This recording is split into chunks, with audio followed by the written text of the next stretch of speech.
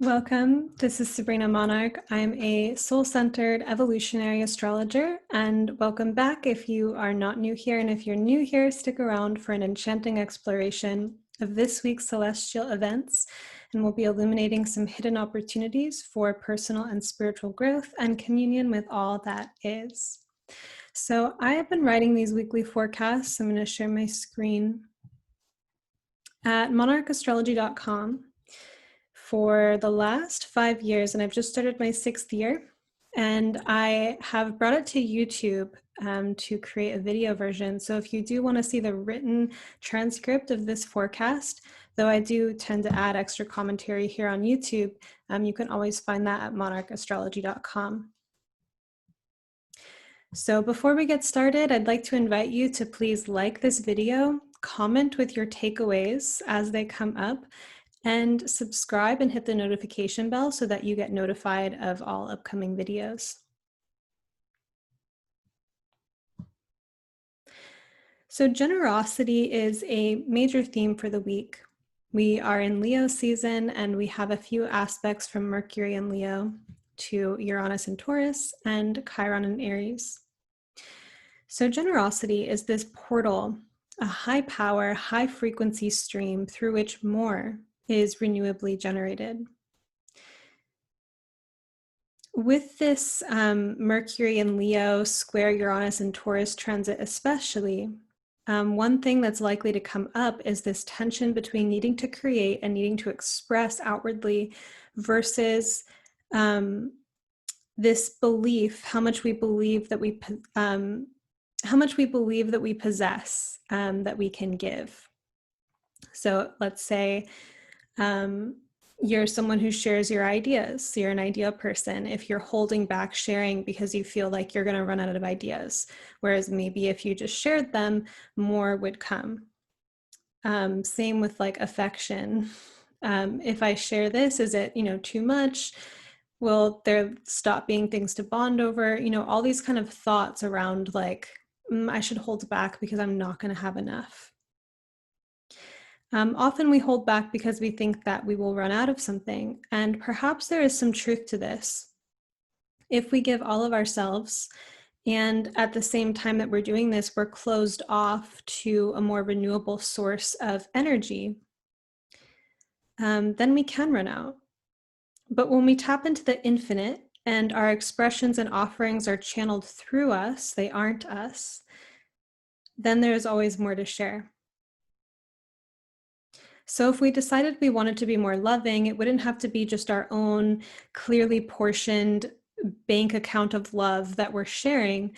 It could be this universal love that we are in service to, and we make ourselves a channel for it to flow through us. As we give, as we are loving, we are also feeling love pour through us, and we feel regenerated by it. So this is why I chose an image of a fountain to talk about renewable frequencies of energy, where when you tap into that stream, there's always more where it came from. As an experiment, and you can pause this video and try it now or try it throughout the week, take a moment to inhabit a memory or an image, and this can be just a fantasy image even, but bring something to mind that puts you in a state of happiness or gratitude. And if this isn't immediately accessible, see if you can pretend to feel these things. In more deep states of like trauma or emotional dysregulation, it can be harder to, call to mind something to feel grateful about. But it's kind of like a mind imagination muscle. If you can kind of instantly get yourself to this state of happiness or gratitude with your imagination. So basically, in this moment that you called this fantasy image or memory to mind, you generated or created a state of feeling, a state of being from within yourself. We do this all the time with a variety of moods and images, but we don't always recognize it as the creative power that it is and what kind of intentionality we can bring to tapping into this wellspring of infinite inner imagery. Moment to moment, day to day, you can choose an energy or some energies that you are loyal to, devoted to, and allow yourself, to resource them from a deep, infinite well within yourself, and to direct yourself in actions toward these qualities and directions. So basically choose a vibration and emanate it in your actions. This is a basis of generosity, what generosity is. Generosity doesn't mean that you don't rest. Life is cyclical. It's not just about running yourself into the ground, giving all the time. It doesn't mean that you lack discernment or that you become someone else's supply. You can keep the distances and boundaries that you need to, and yet you can channel through your being more abundance and more to give.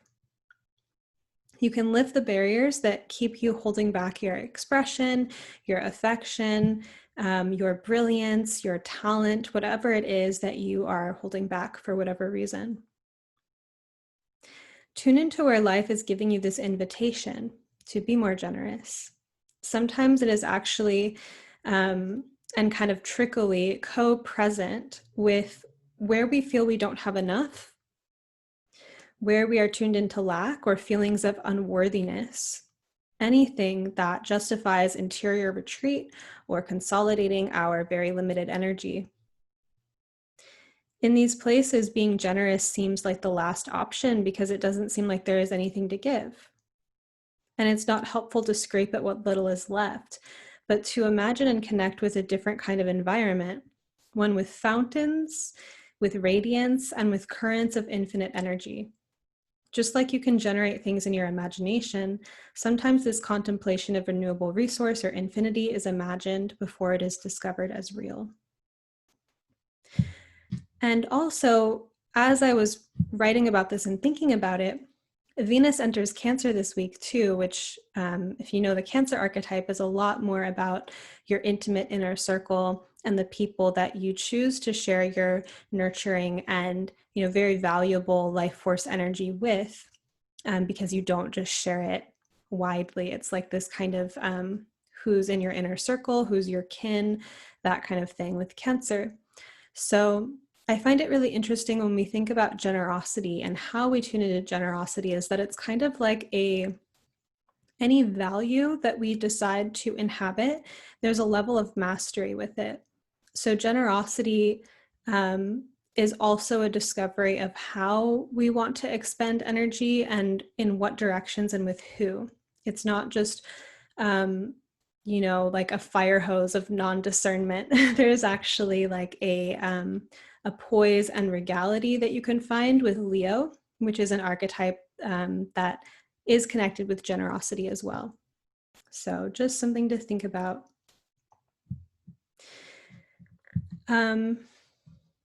So I'm going to get into this week's transits in more detail after a few announcements.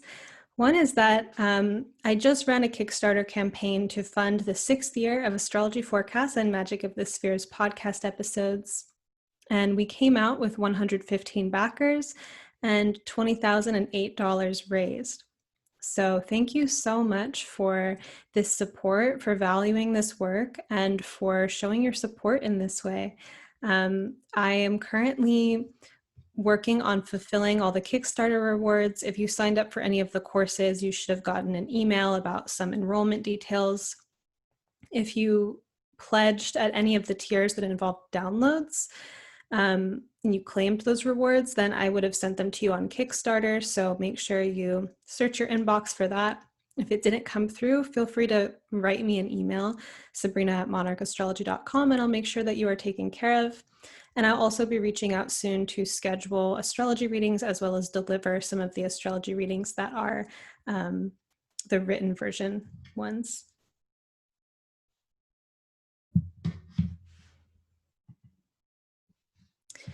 Now, there's also still time to sign up for this upcoming Evolutionary Astrology Intensive. August 14th is the deadline. And so this course will be the 6th run, and it's a really transformational course. It's about learning the language of evolutionary astrology, which is a form of astrology that allows us to understand the soul's underlying purpose and mission for incarnating. and what kinds of incarnations you've tended to have, what have been some themes that you've been working on for a string of past lifetimes, and then what's your direction in this lifetime. So it's an understanding of your life, this incarnation from a more X-ray vision, soul level. Why are you here? What are you learning? How can you evolve? Really profound. All of the archetypes have these kind of mystery teachings and wisdom teachings that I also really love to share. So you'll learn the vocabulary of the astrological archetypes and how to put them together to be able to read a natal chart, your own or others, as a whole picture, as a whole story. So if you want to learn more about this course, I'm going to leave the link in the notes. You can enroll there, and you can also read a bunch of student testimonials and learn more about what evolutionary astrology is and what you can get out of this course. And then I'm also teaching this course, Online Presence as Performance Art, which begins the same week. It begins August 19th. And I created this course from really years of noticing people having some reticence about the internet, some blocks around it, or feeling like, you know, it's not this magical playground that it truly is. And so for anyone that has like a business, or you're a spiritual practitioner, and you either perform your services virtually, like over Zoom sessions, or you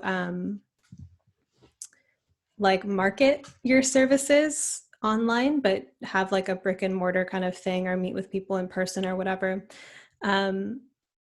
Learning how to inhabit the internet skillfully is just super important. So this class is about re-enchanting the internet, number one. So seeing the internet in a totally different light, and having like a more mystical communion with it.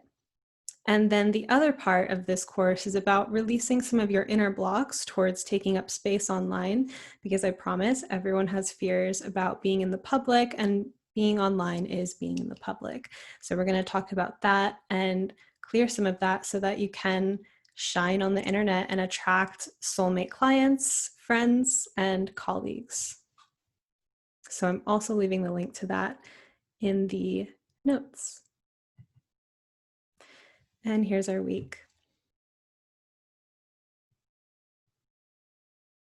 So on August 7th, Venus enters Cancer at 8:21 a.m. Pacific, and Venus will stay in Cancer until September 6th. During the transit of Venus in Cancer, we are brought in touch with opportunities to build emotional connection, or we may create them. So notice if there's kind of what I think, is it John Gottman? I'm not sure, but that term bid for connection, where you can tell that someone is making an effort to connect with you. This may be happening on a more emotional level, where there's opportunities for emotional connection. So keep an eye out for those, and also feel into where they are naturally emerging within you to connect more intimately with other people. Venus and Cancer this is like a very deeply yin pairing, both feminine. We may put some energy into noticing how we allow ourselves to harmonize and relate with our moods, and how we flow with them. And there are times that we may want to like shift a mood with our mindset, or doing something else, getting into a different frame of mind on purpose. It's something that I do all the time. And on the other hand, sometimes these moods have an intelligence of their own, and the magic is really learning in how to flow and harmonize with them. And this may occur in certain ways when things come up and we feel like we're supposed to control it.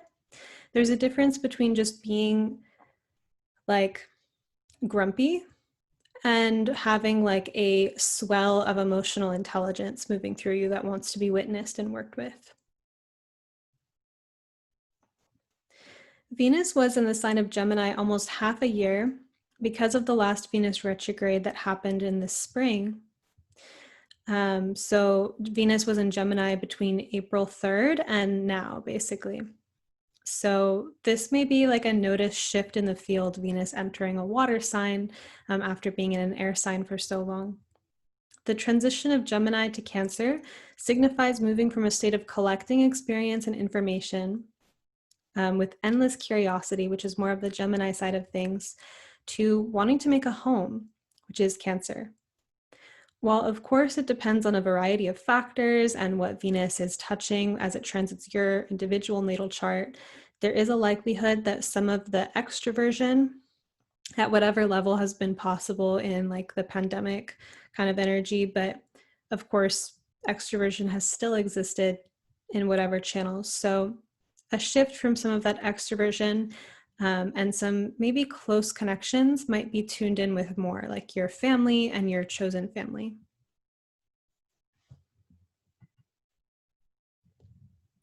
And then on August 9th, Mercury in 9 degrees of Leo will trine Chiron retrograde in 9 degrees of Aries at 11:02 a.m. Pacific. And though we may think of the water element as more sensitive in the classic way of the word, the fire signs Aries, Leo, and Sagittarius are also quite sensitive. Their sensitivity shows more through irritation, anger, or pride. So think about that, those kind of emotional states and the sensitivity that is implied in those emotional expressions. The pain points are not feeling respected, honored, or seen, or feeling like their fire is being snuffed out, if their enthusiasm is discouraged, or their big plans and visions are thwarted. While the fire signs possess charisma and others might be drawn to them, fire energy doesn't have the same social finesse as air signs or water signs. Air signs have that sense of social cues and like social timing and like the flow of the exchange of ideas and conversation. Water signs are emotionally tuned in and empathetic. The fire signs impulsively express themselves outwardly, which can be super alluring and fascinating to other people and very attractive. And it can also be rude or clumsy or not welcomed by the social environment that they're in. And since the fire signs like being admired and respected and want to carry out their special destiny and their vision, this kind of negative social feedback is very sensitive for them. As Mercury and Chiron harmonize in fire signs this week, so Mercury in Leo and Chiron in Aries, and we know that Chiron is the wounded healer and relates to pain points and opportunities for healing. We might pay attention to the sense of feeling heard and seen both in ourselves and others. So if one way to, we all have that wound, maybe not all of us, but I think there's a space in everyone of really wanting to be seen and heard and acknowledged, right? And so those moments that we're not feeling that from our environment, we can really tune into that. And what's the wisdom of this moment? Am I needing to validate and see myself? Or am I needing to see how habitual this is in my environment and in my relationships? Maybe I need to take some kind of action or say something or find a more suitable environment. And then for seeing and acknowledging others, noticing where sharing words of affirmation and validation to others can actually be like a really generous thing to do, speaking of generosity at the very beginning and generosity of spirit.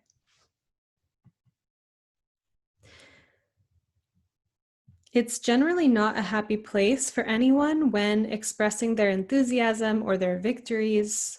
They are met with disencouragement, disdain, jealousy, anything of this nature. However, with increased skill around timing and harmonizing with the field of reality, and a more receptive audience never hurts, one's enthusiasm, storytelling, and victories can work to actually inspire other people and create more connection and warmth in the relational field. Sometimes we just have to believe in this arc. It is a thing in a lot of different story arcs and in our own lives that we could be playing our unique note or just being ourselves, and we go from this being something that isn't getting us anywhere, it feels like, or we're getting a lot of negative feedback. And maybe there are things that, we work on or improve upon, but we're just not being seen. And then the story continues, and suddenly we are recognized, and things are more shiny in our lives in reflection to us. And this is very connected, I think, to the hero's journey, which is such a fire element kind of thing of having your purpose, having your vision, and going through these time periods where it's not seen to where it is. And we just have to believe in this arc. That's confidence. That's inner confidence. Having confidence from the external means that you're only confident if you're being validated. But when you believe in yourself and you believe in the reality that one day people will also believe in you, then you believe in the arc and magical things happen. So speaking of the fire element being connected to the hero's journey, there are often steps along the path where external guidance and encouragement are absent, and we feel like we're more on our own. Usually the cultivation of greatness involves a willingness to believe in ourselves in moments where we'd prefer that someone else did that for us.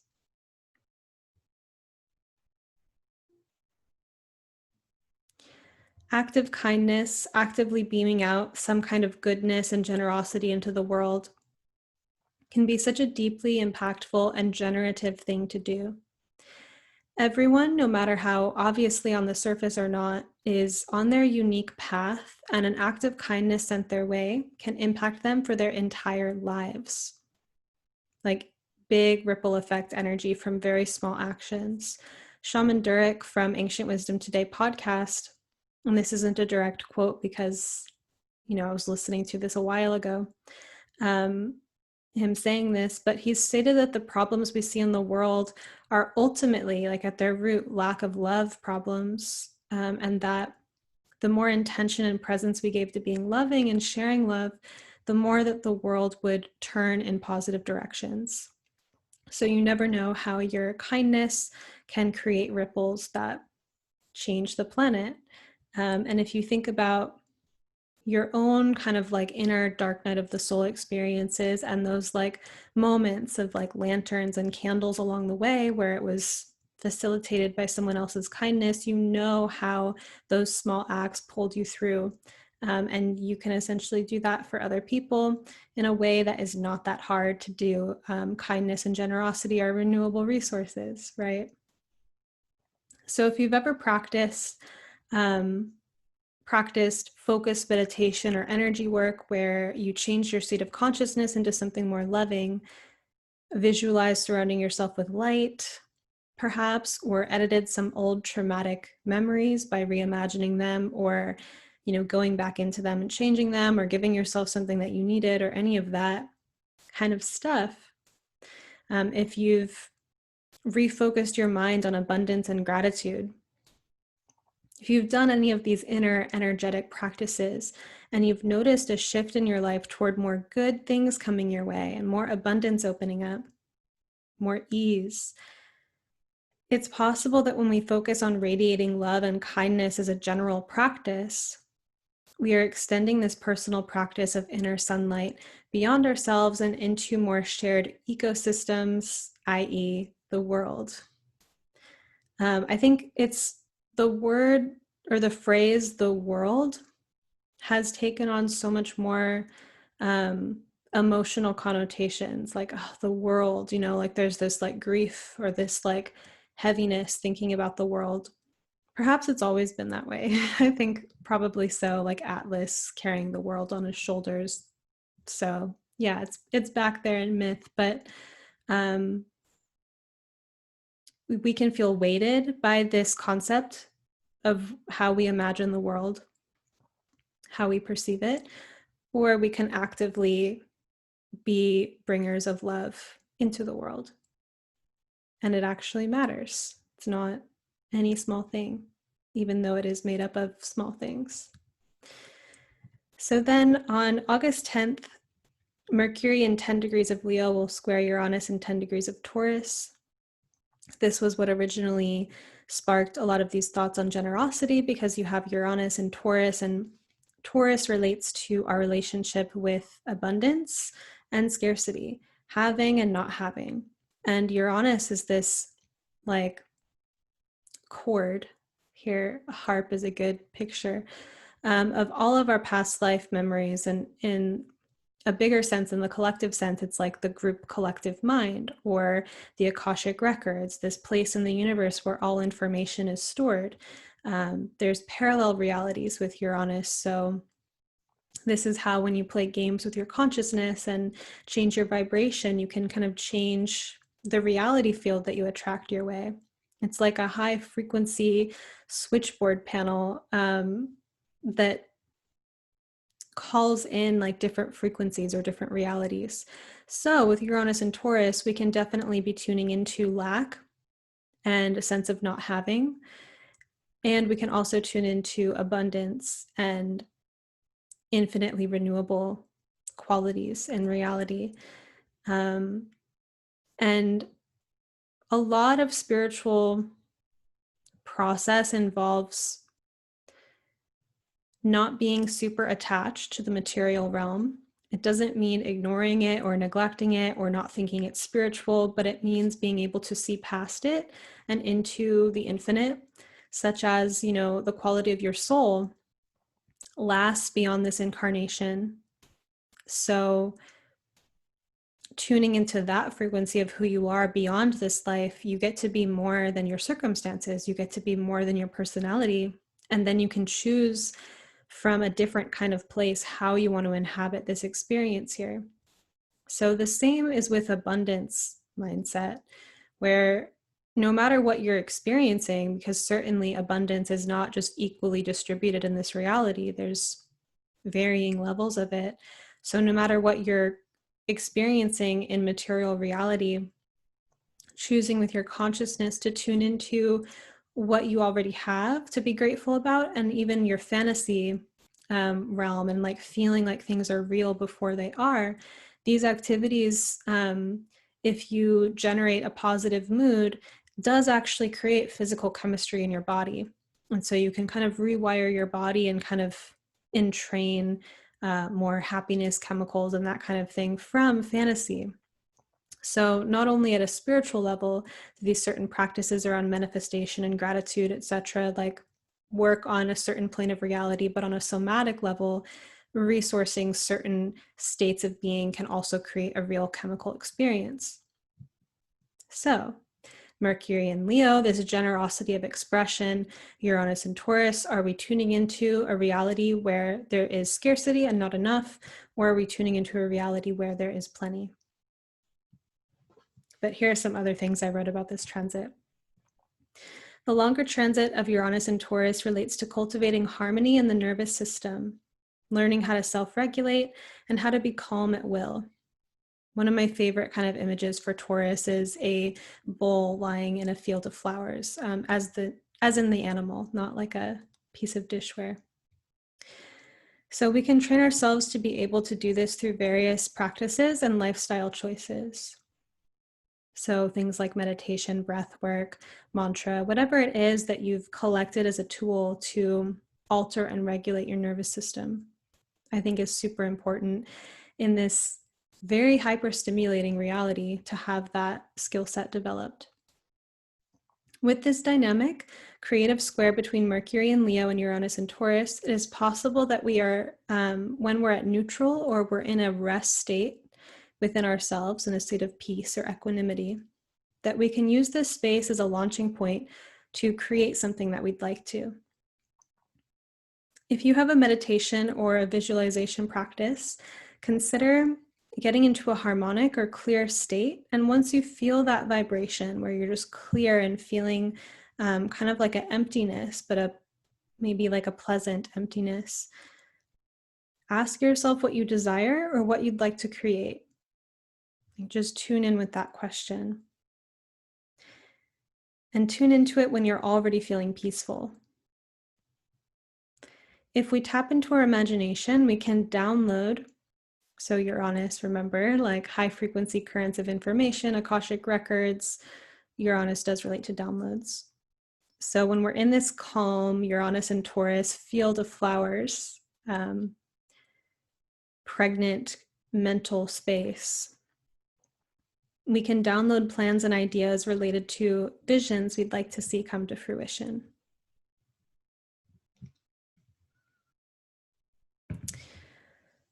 Okay. I have a few more announcements, and that will be it. So I'm going to be speaking at this summit, The Astrology of Purpose and Power, and I'm really excited about my talk. It's about creativity and manifestation. It's called Play and the Evolution of Alternate Realities. So I'm sharing information with you about how play essentially generates worlds. The world as we know it, what we call normal reality, it is real, it's not real, but it is also a construction. And it's also a multi-layered reality where other things intersect with it all the time. We have art that changes culture, ideas that change culture. So what happens when you work with your fantasy realm and your play realm and your imagination and you create worlds that intersect with the normal world? That's another way of talking about manifestation. So I wanted to talk about play for this summit because I think that it is a deeply primordial power. And I brought in some research about mammalian evolution, so millions of years in the past, and how play developed in mammals and how that eventually became part of human religion. So I really drew on Religion and Human Evolution by Robert Bellah for this talk. And I'm just super excited to share it. So there's a link in the notes for a special sign up.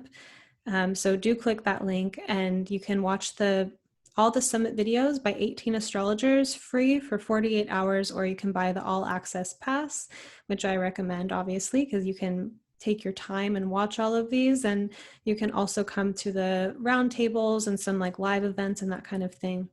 So check that out. I'm really excited to share this with you. And then I also am going to be speaking at Fresh Voices in Astrology later in the month. So that's August 15th and 16th. And I'm going to be talking about the lunar nodes and karma in practice. So a vision of karma that is not punitive, but more about cause and effect, and how the lunar nodes in our natal chart give us so much information about what kinds of personality structures, which do relate to our karma, because who we are, how we act on a day-to-day basis relates to the consequences that we call in, and the consequences that we call in relate to our personality. And you have this wheel of karma, and studying the lunar nodes is a way to kind of get out of some unconscious parts of the wheel and be more intentional about how you're participating with the creation of karma. So this is also really connected to evolutionary astrology, which is the form of astrology that I've been studying and practicing and that I teach the intensive on. So I'd also love to see you in that course. Feel free to reach out to me. If you have questions about the course, I'd love to talk to you. And also, before I go, I just wanted to say that I do astrology readings. You can find that and book that on my website. And I'm also really increasingly focused on one-to-one mentorship work, which is more long-term. And it's about manifesting certain goals in your life using your natal chart's wisdom, learning more about astrology in kind of like a tutoring way, and going over your chart more in more depth than you can do in a one-time session. And I've also really focused on helping people with their online presence and coming out into the world and helping people develop their career and work through any of the blocks that they may be feeling internally around that. So if you're interested in that and setting up a free consultation, you can email me, sabrina@monarchastrology.com. So thank you for watching. Please remember to like and subscribe and leave a comment. Let me know what you thought, and I'll see you next time.